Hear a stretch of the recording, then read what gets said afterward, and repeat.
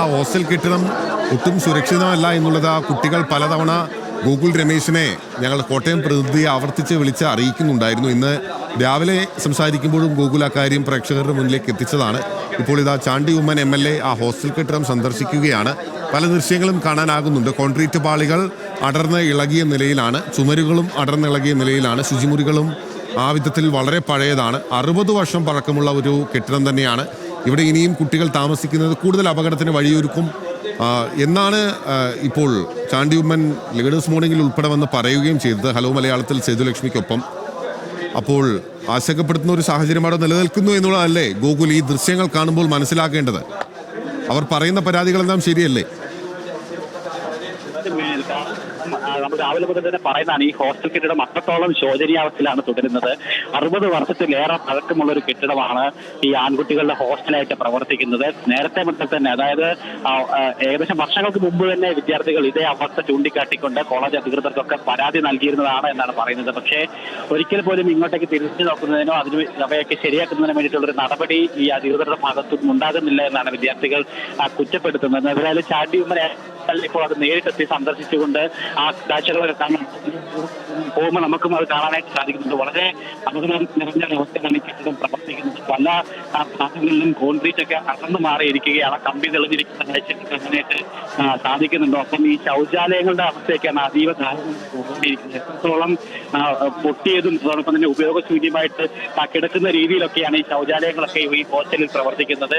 ഇവിടെയാണ് ഇത്രയും വിദ്യാർത്ഥികൾ, 200-ലധികം വിദ്യാർത്ഥികൾ താമസിക്കുന്നത് എന്നുള്ളത് ഓർക്കുമ്പോൾ തന്നെ അവരുടെ ആ ഒരു സൗകര്യങ്ങൾ എത്രത്തോളം ശോചനീയം നിറഞ്ഞ സാഹചര്യത്തിലാണ് എന്ന് നമുക്ക് മനസ്സിലാക്കാനായിട്ട് സാധിക്കുന്നുണ്ട്. 250ഓളം വിദ്യാർത്ഥികളുണ്ട് ഈ ഹോസ്റ്റലിൽ എന്നാണ് മനസ്സിലാക്കാനായിട്ട് സാധിക്കുന്നത്. ഏറ്റവും ശ്രദ്ധേയം ഇവരൊക്കെ ആരോഗ്യ വിദ്യാർത്ഥികൾ കൂടിയിട്ടാണ്. അവർക്ക് താമസിക്കുന്ന ഇടത്താണ് ഇത്തരത്തോളം വൃത്തിഹീനമായിട്ടുള്ള അന്തരീക്ഷവും അതോടൊപ്പം തന്നെ ശോചനീയമായ അവസ്ഥയും നിലനിൽക്കുന്നത് എന്നുള്ളതാണ് ഏറ്റവും പരിതാപകരമായിട്ട് നമുക്ക് പറയാനായിട്ട് സാധിക്കുന്നത്. വേറെ നിവൃത്തിയൊന്നും ഇല്ലാത്തത് കൊണ്ട് തന്നെയാണ് വിദ്യാർത്ഥികൾ ഇവിടെ താമസിക്കുന്നതിനായിട്ട് നിർബന്ധിതരാകുന്നത്. ഒപ്പം പലതവണ അധികൃതരെ അറിയിച്ച് അവരുടെ ദുരവസ്ഥയൊക്കെ ചൂണ്ടിക്കാണിച്ചു കൊടുത്തതാണ്. എന്നിട്ട് പോലും ഈ അവസ്ഥയ്ക്ക് മാറ്റമുണ്ടാകുന്നില്ല എന്നാണ് വിദ്യാർത്ഥികൾ പറയുന്നത്. ഒപ്പം ഏതാനും മാസങ്ങൾക്ക് മുമ്പ് ഈ നേഴ്സിംഗ് കോളേജ് റാഗിങ്ങുമായിട്ട് ബന്ധപ്പെട്ട വിവാദങ്ങൾ ഉണ്ടായിരുന്ന സമയത്ത് പോലും മാധ്യമങ്ങളുടെ അടക്കം ശ്രദ്ധയിലേക്ക് ഈ വിഷയങ്ങൾ കൊണ്ടുവന്നിരുന്നതാണ് വിദ്യാർത്ഥികൾ. പക്ഷേ എന്നിട്ട് പോലും അധികൃതരുടെ ഒരു തിരിഞ്ഞുനോക്കലുകൾ ഈ ഭാഗത്തേക്ക് ഉണ്ടായിട്ടില്ല എന്നാണ് ഇവർ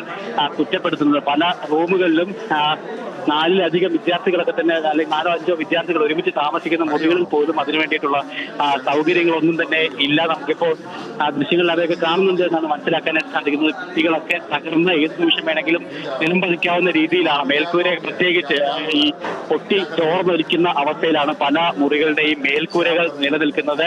എന്തായാലും ഈ കഴിഞ്ഞ ദിവസം ഈ സർജിക്കൽ ബ്ലോക്കിൽ ഉണ്ടായിട്ടുള്ള അപകടം, അതിന് സമാനമായിട്ടുള്ള അപകടം ഈ കെട്ടിടത്തിലും പ്രതീക്ഷിക്കേണ്ടിയിരിക്കുന്നു എന്നാണ് പ്രത്യേകിച്ചെടുത്ത് പറയുന്നുള്ളത്. ഇനിയൊരു അപകടം ഉണ്ടാവുകയാണെങ്കിൽ അതൊരു പക്ഷേ ഈ കെട്ടിടത്തിലായിരിക്കും, വിദ്യാർത്ഥികളുടെ ആൺകുട്ടികളുടെ ഹോസ്റ്റൽ പ്രവർത്തിക്കുന്ന കെട്ടിടത്തിലായിരിക്കും ആ അപകടത്തിന് സാധ്യത എന്നാണ് വിദ്യാർത്ഥികൾ തന്നെ പറയുന്നത്. അതിനു മുമ്പ് എന്തായാലും ഒരു സത്വര നടപടി ഈ വിഷയത്തിൽ ഉണ്ടാകണമെന്നുള്ള അഭ്യർത്ഥനയാണ് വിദ്യാർത്ഥികൾ പ്രധാനമായിട്ടും ഈ അധികൃതർക്ക് മുൻപിൽ വെക്കുകയൊക്കെ ചെയ്തത്. ജനാലയുടെയൊക്കെ ദൃശ്യങ്ങൾ നമുക്ക് കാണാൻ സാധിക്കും. ഏത് നിമിഷത്തെല്ലാം ഈ തടി കൊണ്ടുള്ള ജനാലയൊക്കെ തന്നെ ഒരു ചെതലരിച്ചും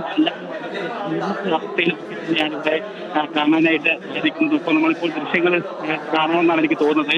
ഈ കോൺക്രീറ്റ് പാളികൾ താഴെ വീണ് കിടക്കുന്ന അവസ്ഥയിലൊക്കെയാണ്. ഉപയോഗശൂന്യമായിട്ട് ഈ മുറിയൊക്കെ ഇങ്ങനെ തുടരുകയാണ്. വിദ്യാർത്ഥികൾ താമസിച്ചിരുന്ന മുറിയാണിതെന്നാണ് മനസ്സിലാക്കാനായിട്ട് സാധിക്കുന്നത്. അത്രത്തോളം ശോചനീയാവസ്ഥ എന്ന് പറഞ്ഞാൽ പോലും അത് ചെറുതായി പോകുന്ന രീതിയിലുള്ള കാഴ്ചകളാണ് നമുക്ക് ഇവിടെ കാണാനായിട്ട് സാധിക്കുന്നത്. മേൽക്കൂരയിലെ കോൺക്രീറ്റ് ഇളകി നിൽക്കുന്നു, ഭിത്തികളൊക്കെ വിണ്ടുകീറി നിൽക്കുന്ന അവസ്ഥ, വെള്ളമിറങ്ങിയൊക്കെ തന്നെ കുതിർന്നു നിൽക്കുന്ന അവസ്ഥ ഭിത്തികൾക്കൊക്കെ തന്നെ ഉണ്ട്. ജനാലകളൊക്കെ ഈ തടിയൊക്കെ ജീർണിച്ച അവസ്ഥയിൽ നമുക്കിവിടെ കാണാനായിട്ട് സാധിക്കുന്നുണ്ട്. ഇതിനിടയിലൊക്കെ വിദ്യാർത്ഥികൾ താമസിക്കുന്നു എന്നുള്ളത് തന്നെ അത്ഭുതമാണ്. കാരണം അത്രത്തോളം പ്രാകൃതമായ രീതിയിലുള്ള ഒരു താമസ വ്യവസ്ഥ എന്ന് തന്നെ നമുക്ക് ഇതിനെ പറയേണ്ടിയിരിക്കുന്നു. കാരണം ഇവിടുത്തെ കാഴ്ചകളൊക്കെ കാണുമ്പോൾ അതാണ് മനസ്സിലാക്കാനായിട്ട് സാധിക്കുന്നത്.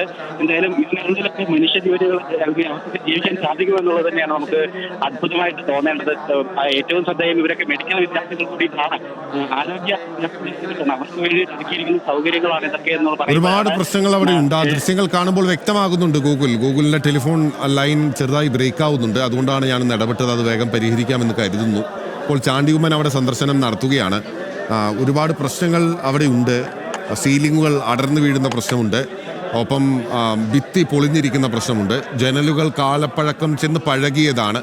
ചുമരുകളിൽ സിമെന്റ് ഉൾപ്പെടെ പൊളിഞ്ഞു പോയിരിക്കുന്നു. പെയിന്റ് പൂർണ്ണമായി തകർന്നിരിക്കുന്ന ചുമരുകൾ ഉണ്ട്.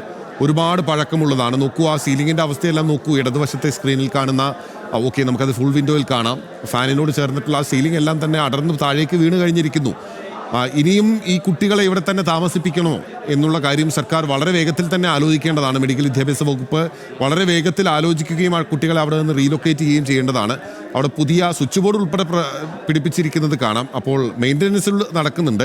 പക്ഷേ യഥാർത്ഥ മെയിൻ്റനൻസ് വേണ്ടത് ആ കെട്ടിടത്തിനാണ്. കെട്ടിടത്തിന് കാലപ്പഴക്കം ചെന്നു എന്ന കാര്യത്തിൽ സംശയമില്ല.